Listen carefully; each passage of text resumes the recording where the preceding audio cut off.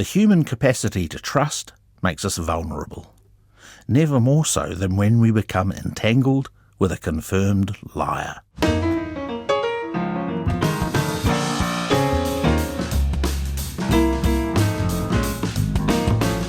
He just wanted money, and he would say and do whatever. And then there's the third type of victim, the one that really hurts the most, and that's the victim who doesn't actually realise that they're a victim. No, they don't understand how people can be so manipulative and so conniving.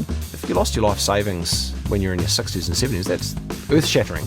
And then he died, and she never got the money back. Kia ora, I'm Duncan Smith, and this is Pants on Fire, the Fibber's Guide to Lies, Lying and Liars. In this episode, we explore lies and lying online, go in search of Ernest Dickens, and hear about the Spanish prisoner. When I was 12 or 13, I received a letter from a girl my age who lived in another part of the country, inviting me to be her pen friend. Years earlier, our families had lived in the same small country town, and while I couldn't really remember her from those times, I was flattered and intrigued, so I accepted her offer. We exchanged letters every few days. A connection was made and soon grew. Some kind of unstated romance blossomed between the lines of our letters, and we were caught up in a passionate whirlpool of correspondence. I eagerly collected the mail, seizing on each letter and scuttling away to savour in the privacy of my room. I'd compose my reply and dispatch it promptly. It was absorbing, quietly thrilling. I felt alive, buoyed by this long-distance romance. Then one day, no letter arrived, and the next day, again, nothing. No explanation. Silence reigned. I never received another letter from her again. I felt hollow, empty, depressed. A great vacuum of loneliness engulfed me. How vulnerable we can be to a friendly approach. How flattered we are when someone shows interest in us. We're quickly and easily drawn into trusting someone. In many cases, as you'll hear, someone we have never even seen. My mum and dad have been separated for almost 20 years. Mum has started to look for companionship, I suppose. This is Alexa. And she had been in contact with single groups and had been out for meals and for dancing, etc., which was good. We were encouraging that to, get her a bit more social and to have, some friends and like-minded people. She then told us that she had met somebody and he was special, and so we were, a little apprehensive, but also, quite pleased that she was finding somebody. And it became apparent pretty quickly that things were not as it should be, because she had not met this guy. She had only been talking to him online. Alexa's looking out for her mother, a lively 73-year-old. She's a novice on the net. So on questioning further, she had been Skyping. So we all assumed that she had seen him on Skype, but it actually turned out that this fella had broken his laptop. The camera wasn't working, so they could only phone. So she hadn't actually seen him at all. So there was bigger red flags for us then. So being the eldest daughter, I think it was kind of like left to me to actually have that conversation with her. So I was questioning her, or trying to seek information from her, wanting to know more about him in a positive sense. From the outside, it might seem an obvious con. But if the person you're talking to seems nice and is genuinely interested in you, who knows what we'll fall for.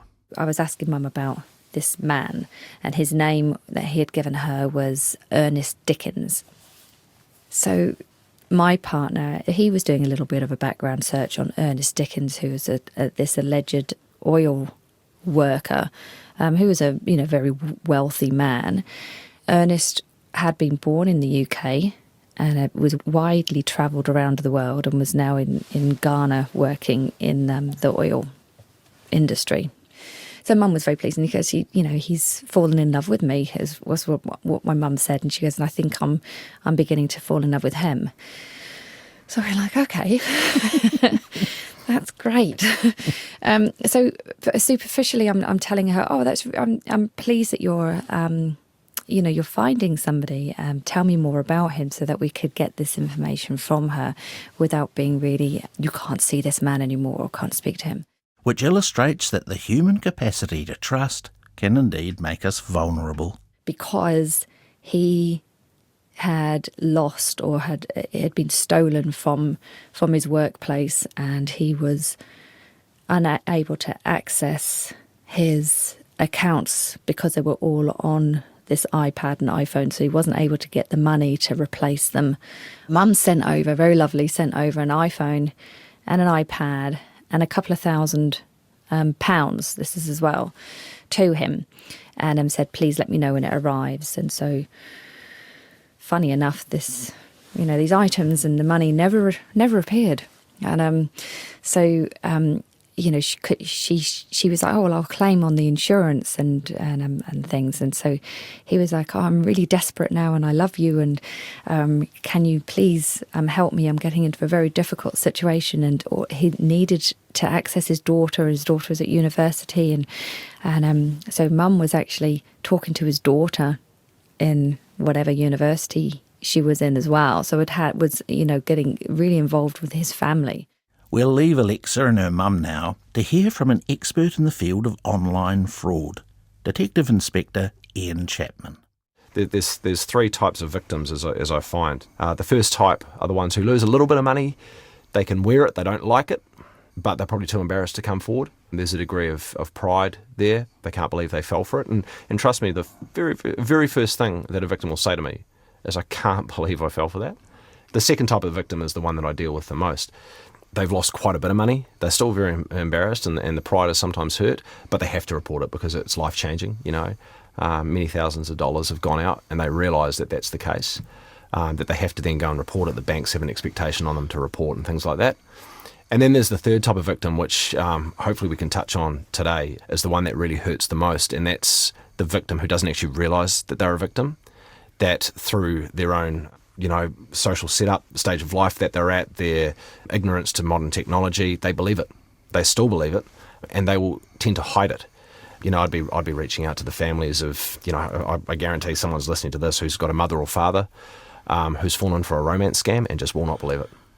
Right. And they'll go along, there's cases that I've dealt with where the parent is a widow, they've met someone online, it's a complete scam, it's not overly technical, it's certainly not that complicated to a person who can recognise it, but they're falling for it hook, line and sinker. They're selling houses to pay money. They're sending all their life savings overseas. In some really scary instances, they're travelling. And the victims who send money and then get convinced to travel are that's the danger zone. That's where you get into the realms of people who then get convinced to carry drugs. Ian Chapman is the National Manager of the Asset Recovery Unit, Financial Crime Group in the New Zealand Police. The ones that I've come across, the mother or father will have a problem with their computer, and they'll often turn to their siblings or grandkids and say, hey, can you try and fix it? And in doing so, they discover the emails or the Skype history and all that sort of stuff. There's some awful stories, really, truly awful stories of family who are just absolutely desperate because mum and dad, mum is generally a widow, is just convinced that this person overseas is genuine, is who they say they are. One particular case, trying to sell the house. We're talking about sending hundreds of thousands of dollars across to this person. If you lost your life savings when you're in your 60s and 70s, that's earth-shattering type events. Oh, yeah. It's very hard to come back from that. Yeah. I mean, that would be very, very hard to come back from that. While we contemplate the prospect of being seriously swindled in our senior years, Mark Wilson, Professor of Psychology at Victoria University, says, con artists and serial liars would not be able to ply their trade if there wasn't a certain basic level of trust, in any society. So I meet someone for the first time, I'm relatively likely to make the assumption, without even thinking about it, that they are relatively trustworthy. Therefore, when someone says, oh, look, I've left my wallet at home, I don't suppose you could pay for the petrol, I'll pay you back, I'm going to assume that actually your word is your bond. And until you actually go ahead and punish me for that assumption, thus damaging your reputation over time, then I'm going to start to worry about trusting you. So psychopaths, narcissists, con artists wouldn't be able to steal people's life savings if we didn't have a certain base level of trust in our societies at the moment. And when their reputations are sufficiently tarnished so that anyone on the street will see them and realise they can't be trusted, then they will change their constituency. It's, in evolutionary language, it's called a cheater-defector strategy. You cheat until your reputation is tarnished, and then you defect. You go and find greener pastures where your reputation is sufficiently intact. And again, pick up the newspapers. Find examples of those people who were convicted of fraud in somewhere else, and they've moved to Australia. And then they've come to New Zealand, for example, and they've done exactly the same thing again. Classic cheater-defector. So, at the risk of harping on, our willingness to trust makes us susceptible to con artists. Here's Ian Chapman again for a bit more detail on cyber fraud. If you're talking about cyber-enabled fraud, it takes an element of skill. It's social engineering at its finest. It's the art of the con. You know, that first phishing email that you'll receive or the first phone call that you'll receive will generally be almost like a mass dump of emails get sent out. And the odd person would fall for it. The second email, when you start engaging with these people, will probably be an actual person. Then they just start that story. And that's where you start getting the social engineering really coming in, and they key in. And I mean, these guys spend a huge investment of their own time, these criminals, getting people on the hook. The most valuable asset to a scammer is socially engineering a victim to do as they say, not just to get money out of them, but convince them to handle money on their behalf. And those people are generally the romance victims, the ones who have decided, for whatever reason, to believe that this person who they've never met, who is promising them the world and marriage and love, really gets them on the hook. And I've seen cases where this contact goes between the scammer and the romance victim for 2 or 3 months on a daily basis. Skype conversations, phone calls, emails, everything like that, for 2 or 3 months before the first request for money comes in. So just imagine how resource hungry that is for the scammer. They place a massive amount, but once they get those people on the hook, and these people have actually fallen for it, won't believe the authorities, won't believe the banks when the banks start ringing them saying, hey, you're sending money to a country that is clearly a red flag country for us. You're showing all the signs of someone who's falling for a romance scam. They just won't believe it. They'll deny it. They'll deny it to their family. Me as the police, I'll ring them up and they'll deny it to me. Because the art of the con has worked so well. So that they just totally believe them. They've just gone for it, yeah. Is greed the drive typically, or do other motivations come into play? For the victims or for the... Oh. Because that's well, I suppose that's right, because like we're talking about the lonely hearts, so they want a partner, but lots of other people, it's a very attractive interest rate, or essentially if you give me $10,000 now, you'll get heaps back later. Yes, I mean, the advance fee fraud is the classic case of of keying into someone's... And I mean, look, it's the uncomfortable truth, but greed does play a massive part of the victims who fall for scams like that. The 419 scam, they call it. The 419 is the penal code in Nigeria that deals with online fraud or something like that. But they call it the 419 scam, also known as the advance fee fraud, the Spanish prisoner scam. It's been going around since the 1700s. Essentially all it is we will promise you a huge amount of money, 150 million, something absurd, to get these people on the hook. Even the most naive person, when presented with that, will get the red flags will pop up because they go, oh, hang on. Perhaps they're asking them to send money back to Nigeria or to one of these red flag countries. But then when they're further presented with, say, a link to a bank account that's got their name, their account, and a whole pile of money sitting in it, they start to fall for it. And so they'll then go on that journey where, you've got 150 million sitting in a bank account. All we need to release it is a bit of tax. So do you mind paying us 25,000 US dollars? On the face of it, it seems crazy. But we all have our price, or so I'm told. And who doesn't want an extra million or 3 in their bank account? And it's not just individuals who are easily scammed. A lot of companies sort of put a huge amount of weight in IT protection.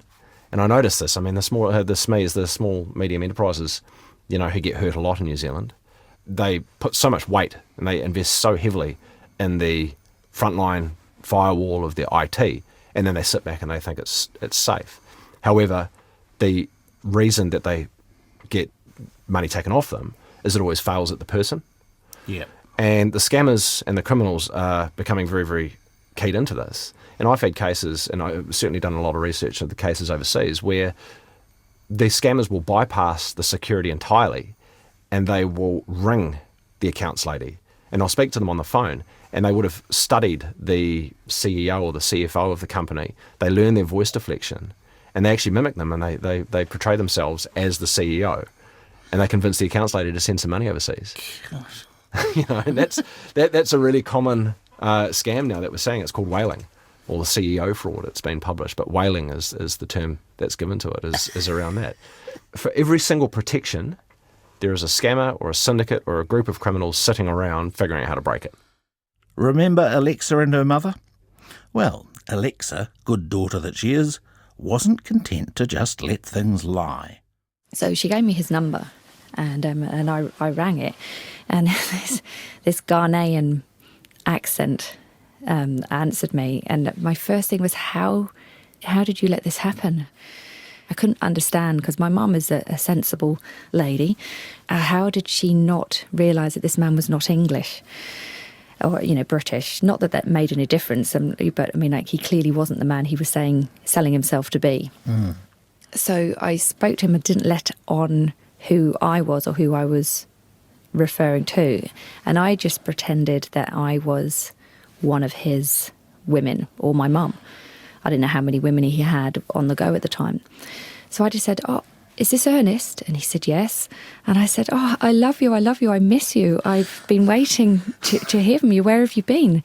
And he said, "Oh, I'm here, darling. How's your day? I've been thinking about you."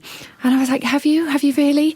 I said, "Oh, I'm so," I just kept on this conversation, pretending that I was one of his women, just to see. Because if he'd no idea, he should have said, "Sorry, I don't know who this is." And he then started questioning me, like, "Tell me all about your day. Give me the details so I can walk in your shoes, so I can smell the same air that you've been smelling." All of this. It was really quite bizarre. I knew who he was. He had no idea, and he was trying to fish to figure out who I was, which lady am I. So I kind of then thought, you have got a few women on the go here. Lots of background noise. It was like he was in an office somewhere. So I was asking him, I said, "Who's around you? There's lots of noise. Who is it?" He said, "Oh, don't worry about that, my dear." So once I'd really understood that this person had no idea who I was, I said, "Look, listen here, mate." I said, "I'm not who you think I am, and you are clearly not who you're saying you are." I said, "You leave my mother alone and have no contact." And then he just demeanour changed. Well, first of all, he was just like, "I don't know what you mean. I'm yours. I thought we had this connection." And I said, "I know that you are conning my mother." And I said, "It needs to stop." And I said, "You're a despicable person. Stop it." And he said, his demeanour changed. "Who are you? And who is your mother?" And I said, "I am not telling you who my mother is." And I was like, "Because I have no idea how many women you've got on the go, but you have to stop. This is, I'm calling the police. I will get the police onto this." And the phone just went dead. Still determined to get Ernest Dickens out of her mother's life, Alexa isn't finished yet. So I created a fake Facebook profile and put up all of the details from this Ernest Dickens, and said, "This is what he's told me, etc., etc., etc." And then my sister somehow linked so my mum could access it. But in the meantime, my mum could say, "Oh, this Ernest Dickens, and he's related to, he's been in this part of this scam."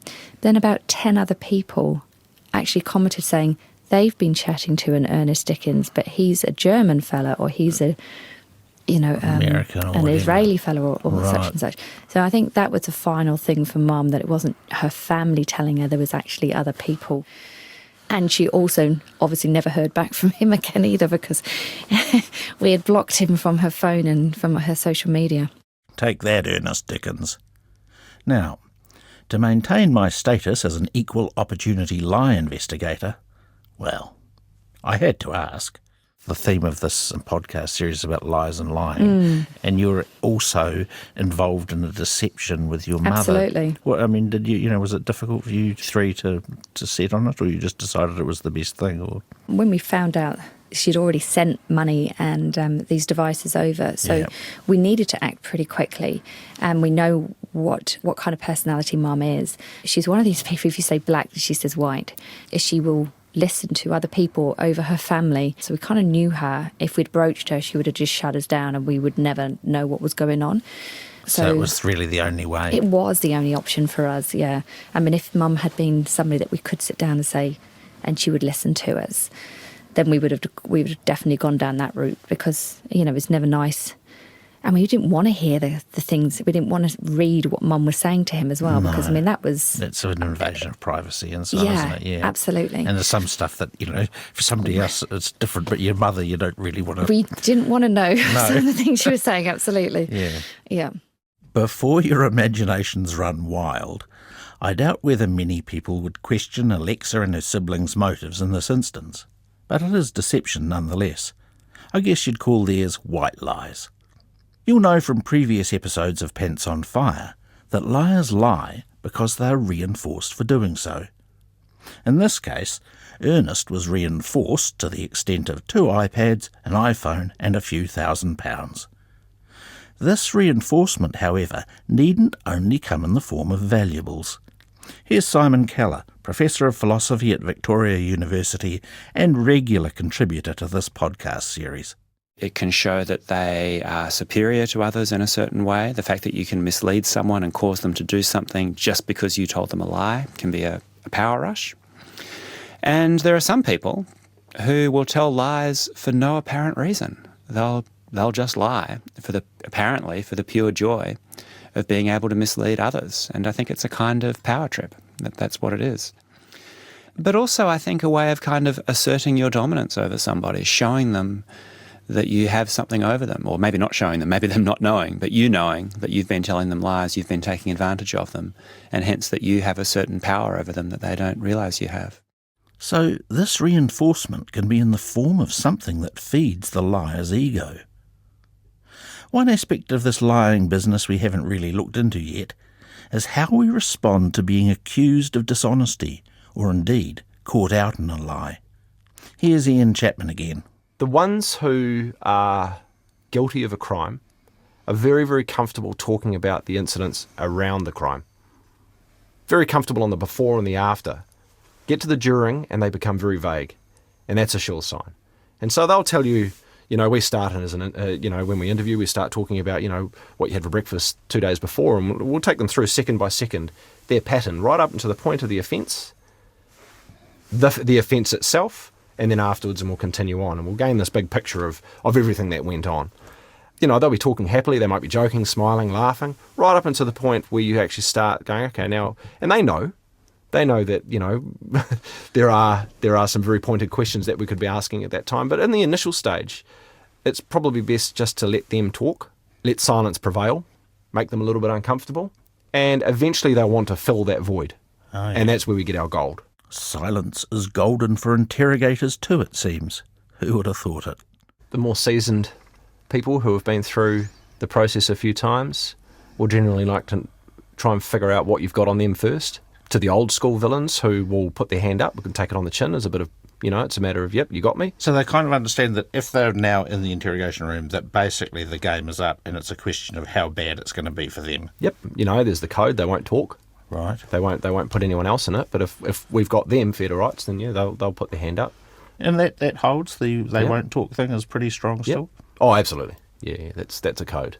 The flip side of that is you'll get the first time offenders who will just spill the beans on everything. Right. And then, the middle of the road guys and girls who assume that they sort of go into it thinking, well, I'm here for a reason, but the police don't know what I did, so I'm just gonna feed them a bunch of BS, and then we sit back and go, okay, that's very interesting.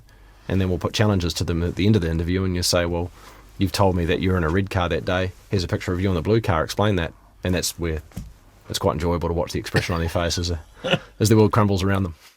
For everyone who's been scammed by the Ernest Dickens of this world, let's hope plenty of them have that experience and feel their world crumble around them. As we bring this episode towards a close, here's Alexa again with a few things she learned through her mother's experience with a scammer. They always tend to have a grown-up daughter in university, and I think that just shows that they've done well. They're in a reputable business. They're in management or higher. They're self-sufficient. Their wife is usually died. Right. It's not because they've had a divorce. They would have obviously still been in love and still been married. So these are the backstories of most of these online older people. So they want you to feel sorry for them, that they've done so well raising their children to put them through university all by themselves. Their wives died many years ago, but they didn't want to bring anybody else in because it was just them and their children, and they wanted it to be like that. But now that the children are older, Feel a bit lonely. Yeah. So, if any of this is sounding familiar, be wary. I think that generation as well, people just take it on face value. They just, they don't understand how people can be so manipulative and so conniving, making somebody fall in love with you. How does that help? And they're not looking at the money side of things and it being a business. They're looking at, what do they get out of falling in love with me? My mum, I don't think, still understands that he didn't fall in love with my mum.